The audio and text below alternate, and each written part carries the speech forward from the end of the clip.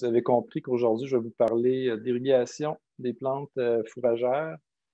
Et pour ça, je vais m'appuyer sur deux projets. Un premier projet qu'on a réalisé en 2019 et un deuxième projet qui a débuté cette année, en 2020. Donc, dans un champ, s'il ne pleut pas, c'est certain qu'on est déjà en train de perdre de l'eau.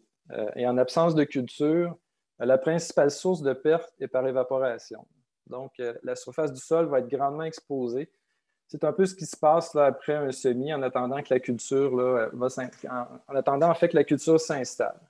Mais s'il y a des résidus de culture ou s'il y a une culture abri, par exemple, bien, ces pertes-là par évaporation vont diminuer parce qu'on va protéger un peu là, la surface du sol. À partir du moment où la culture s'installe, bien, les pertes par transpiration vont prendre le dessus. Là.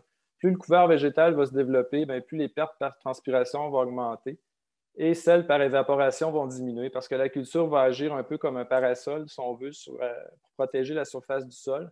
Il y a d'autres facteurs aussi qui vont influencer là, les pertes par transpiration qu'on peut avoir, dépendamment des cultures, des cultivars ou des variétés. Tout ce beau monde-là va prendre de l'eau peut-être de façon différente.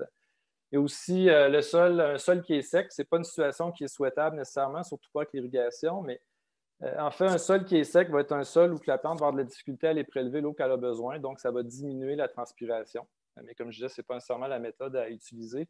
Et après une coupe, c'est clair que, vu qu'il n'y a plus de matière, en fait, vu qu'il n'y a plus beaucoup de matière végétale au champ, c'est clair que la transpiration là, va couper drastiquement.